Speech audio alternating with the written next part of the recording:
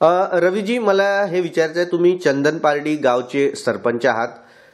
गावामध्ये आतापर्यंतच्या कोणत्या मुख्य समस्या होत्या ज्या तुम्ही पाहिल्या, ज्या पूर्ण झालेल्या आहेत, आणि भविष्यामध्ये विकासाला घेऊन काय प्लॅन राहणार आहे तुमचा? आमच्या ग्रामपंचायतीमध्ये महत्त्वाचे म्हणजे काही पांदन रस्ते केलेले आहे आम्ही, आणि आमची इथं स्मशानभूमी नव्हती, स्मशानभूमी केली. आणि जे गावात रोजगार योजनेतून काही कास्तकारांना कमीत कमी 15 ते 20 विहिरी झालेल्या आहेत. 8 विहिरी दुरुस्ती झालेल्या आहे. त्याच्यापासून शेतकऱ्यांना काही फायदा होऊ शकतो. इरिगेशन जमीन झालेली आहे, त्यांच्या पहिले कोरडवाहू होत्या. आणि भविष्यात मला या गावासाठी एक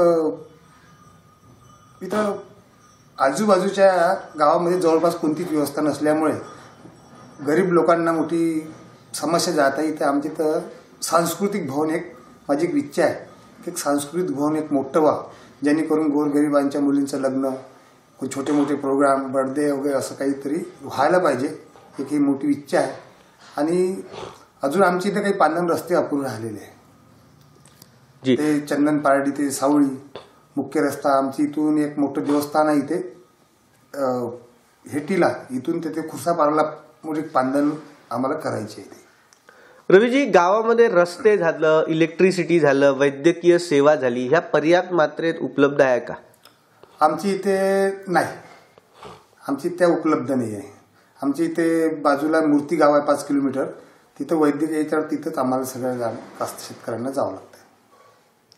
एक मुख्य प्रश्न हा विचारतो, गावामध्ये बेरोजगारी मुख्य समस्या असते. रवीजी, काय वाटतं तुम्हाला, काय कारण वाटते बेरोजगारीचं? बेरोजगारीचं म्हणजे शासनाने कुठेतरी आपल्याला इथं रोजगार मिळावा नवयुवकांना, तर इथं काहीतरी शासनाने करायला पाहिजे. सध्या तशी परिस्थिती काहीच अजून जाणवत नाही आणि असं काही होऊ नाही राहिलेलं आहे. ठीक आहे रवीजी, खूप खूप धन्यवाद.